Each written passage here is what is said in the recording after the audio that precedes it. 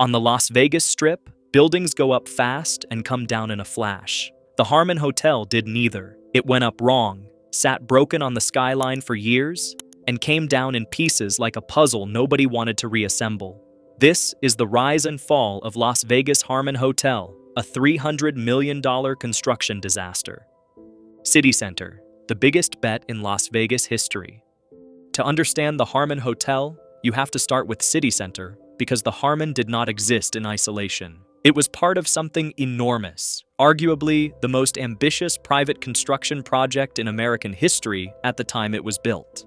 CityCenter was announced in 2004 as a joint venture between MGM Mirage and Dubai World, the investment arm of the government of Dubai.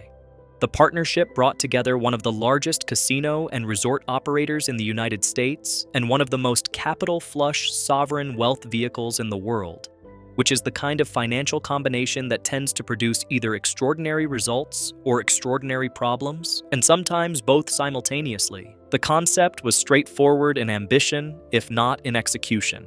Build a functioning city within the Las Vegas Strip, not just a hotel, not just a casino.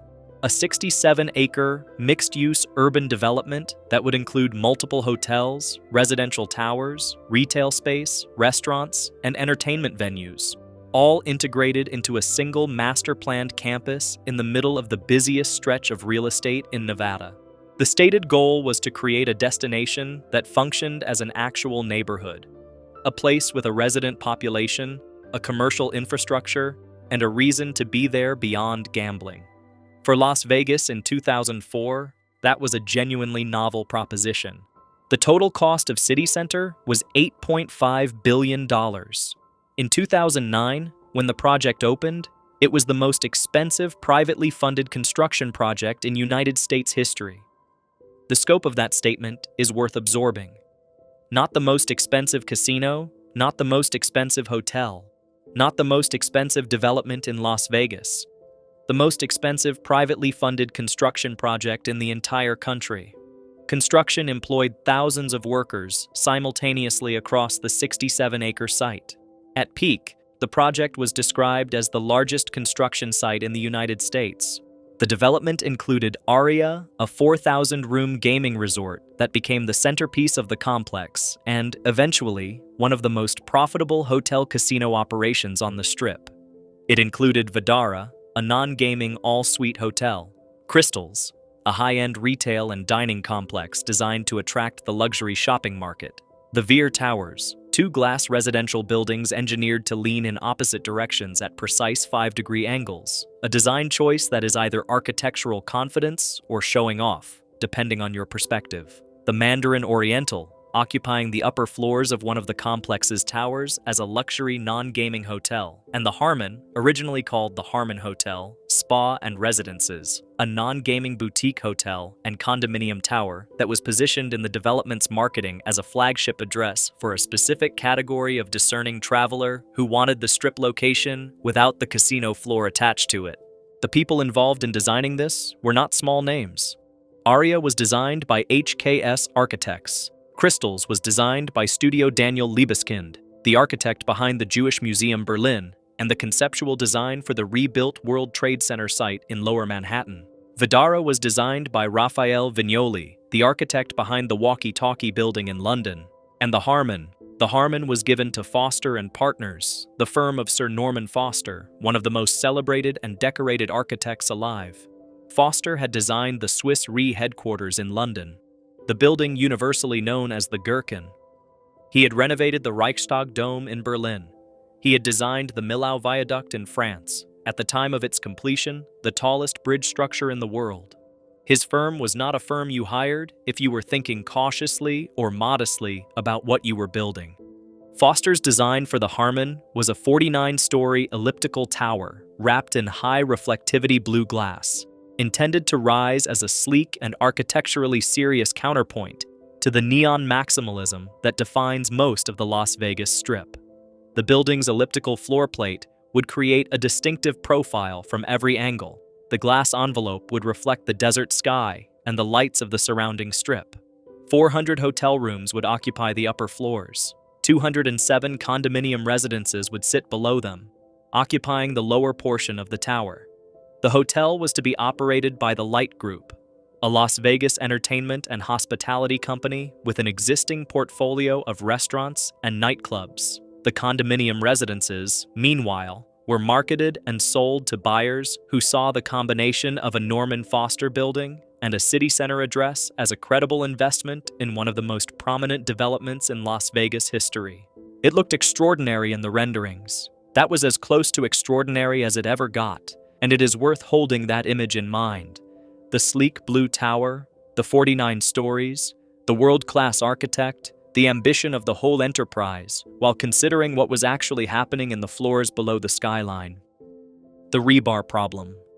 Construction on the Harmon began in 2006, 2 years into the broader CityCenter development timeline. The project was operating within what was, at the time, an extraordinarily active Las Vegas construction environment. The city was in the middle of a building boom of historic proportions.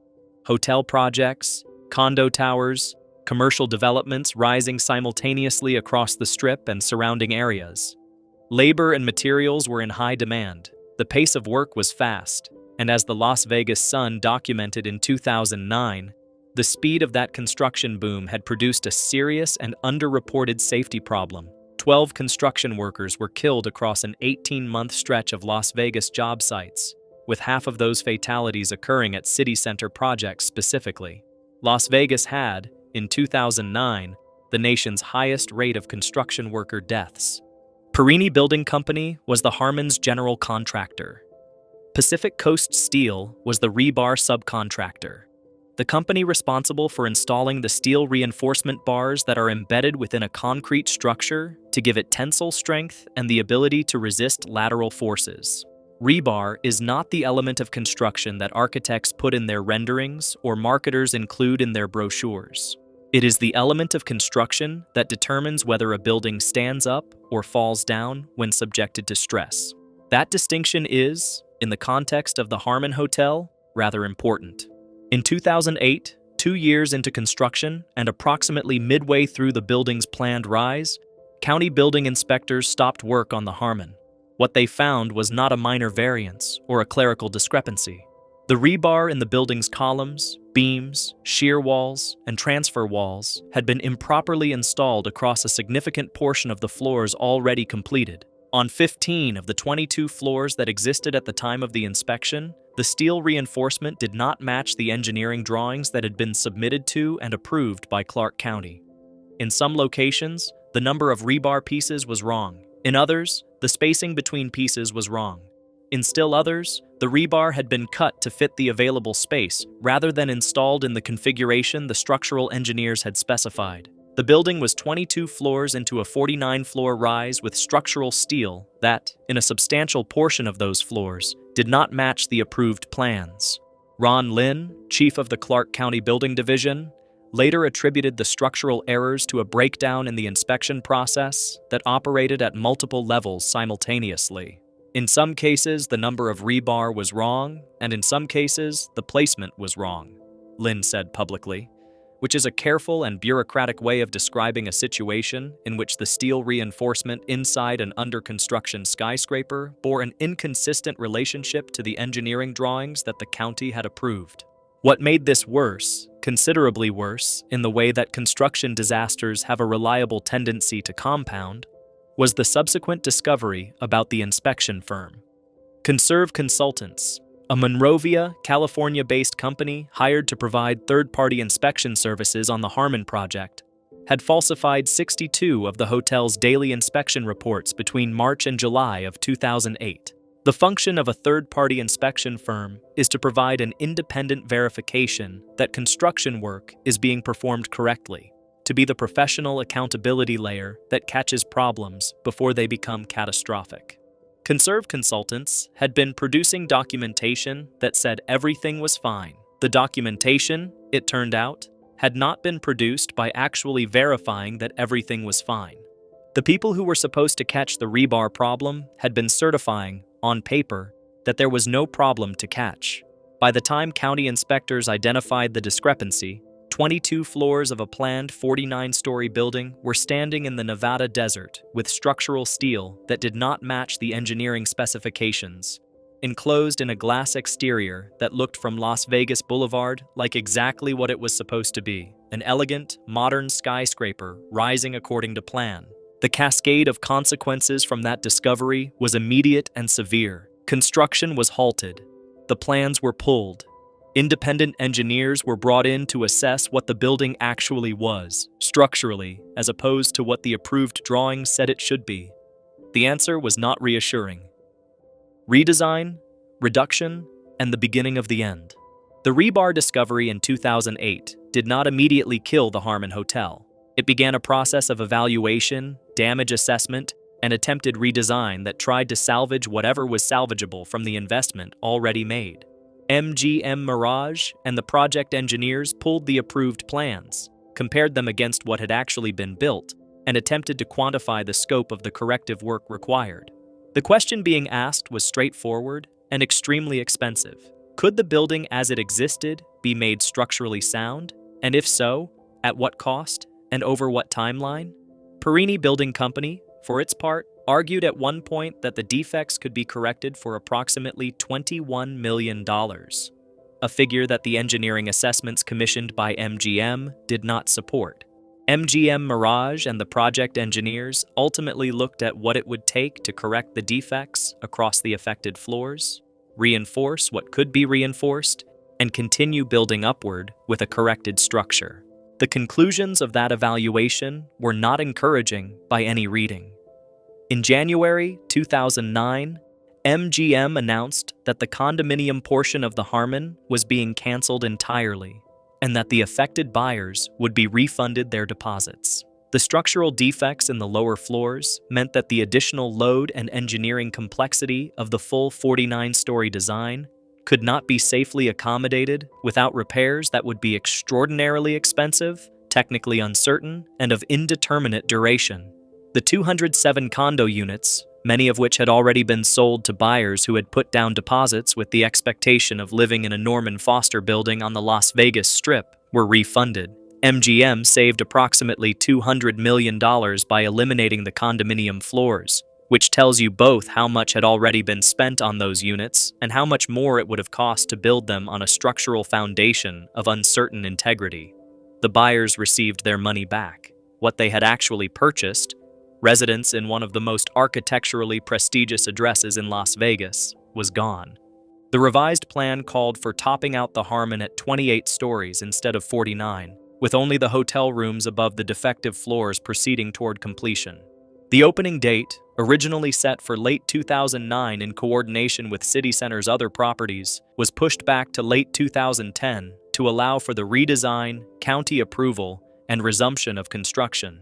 Clark County approved the redesign plans in June 2009. Work restarted, not on the interior, which had been put on indefinite hold, but on completing the exterior glass envelope so the building's facade would be closed and the Harmon would at least look like a coherent part of CityCenter when the rest of the development opened around it in December 2009. The building was finished on the outside. The inside was another matter entirely, and it would remain another matter entirely until there was nothing left of it. CityCenter opened on December 16, 2009, to significant press coverage and fanfare appropriate for the most expensive privately funded construction project in American history reaching completion. Aria launched as a major strip destination and quickly established itself as one of the stronger gaming and hotel properties on the boulevard. Crystals filled with high-end retail tenants, Prada, Louis Vuitton, Tiffany, Tom Ford. The Veer Towers conducted condominium sales. Vdara opened as a non-gaming hotel. The Mandarin Oriental opened in the South Tower of the same building as Vdara. CityCenter was, by the measures available, a successful opening for an extraordinarily complicated development. And the Harmon. The Harmon stood on the corner of Las Vegas Boulevard and Harmon Avenue, looking, to anyone passing on the sidewalk, exactly like a completed building. The blue glass facade gleamed. The elliptical silhouette against the Nevada sky was exactly what Foster's design had promised. The reflective exterior picked up the movement and light of the strip around it. From the outside, it was a beautiful building. It was not a completed building. The interior was a shell. No furniture had been installed. No rooms had been finished. No lobby had been designed. No guests had checked in. Because no guests could check in. Because the building behind the glass was not a hotel. It was a partially constructed structural frame with a significant defect problem and an uncertain engineering future. The building existed on the Las Vegas Strip as an architectural illusion of considerable quality. A tower-shaped facade with nothing operational behind it, surrounded on three sides by functioning, profitable, guest-filled city center properties, and occupied only by the ongoing legal and engineering question of what should be done with it: litigation, earthquake risk, and a very expensive billboard. By 2010, MGM had concluded that the Harmon Hotel would not open. The company had also concluded that it could not simply tear the building down, at least not yet, because the building was now evidence in an active legal dispute over who was responsible for what had happened to it. MGM sued Perini Building Company, the general contractor, arguing that Perini was responsible for the defective rebar installation and the resulting structural failure. Perini countersued, arguing that the defects were the result of defective design rather than defective construction, a distinction that, if accepted by a court, would shift liability from the contractor to the architects and engineers.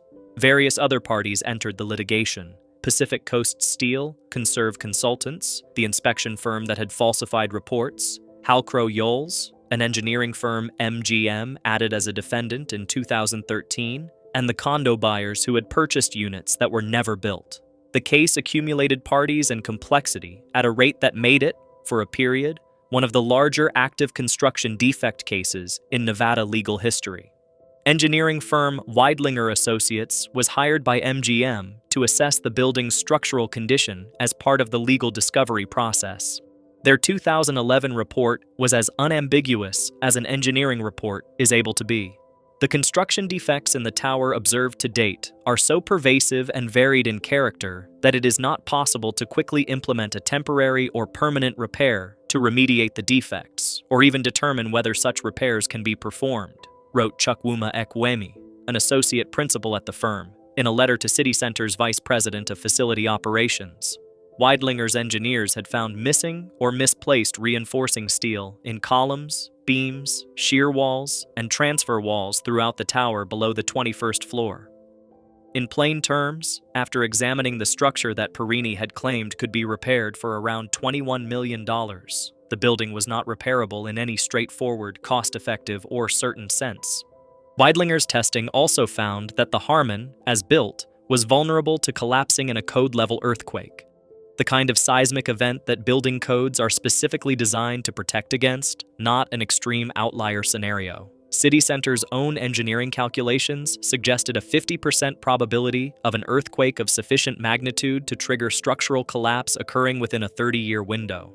A 50% probability over 30 years is not a remote risk assessment in earthquake country. It is a coin flip on a building sitting between a luxury hotel casino and one of the most pedestrian-intensive boulevards in the world.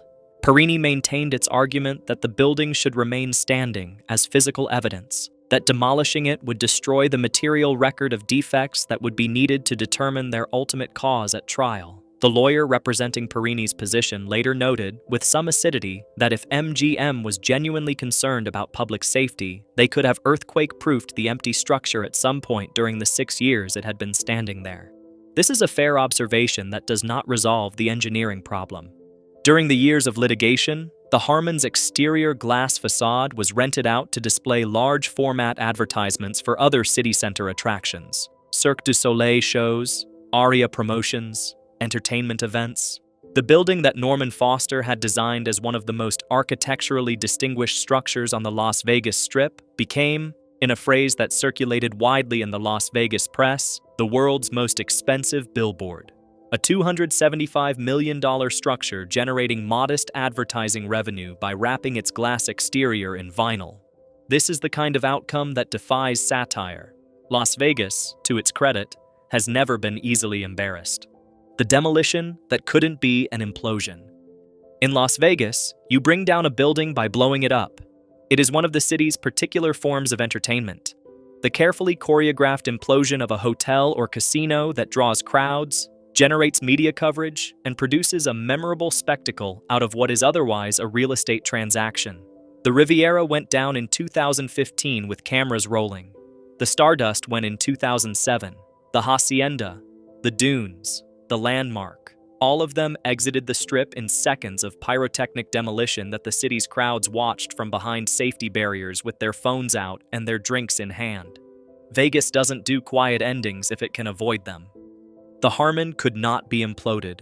Its proximity to the other CityCenter buildings, Aria immediately adjacent on the north, Crystal's shopping complex structurally connected, the Cosmopolitan across Las Vegas Boulevard to the east, made a controlled implosion impossible to execute safely. A blast radius large enough to bring down a 28-story building could not be contained to a footprint that avoided the surrounding operating properties. There was no workable geometry, so the Harmon had to come down the slow, methodical, unsexy way, one floor at a time, from the top.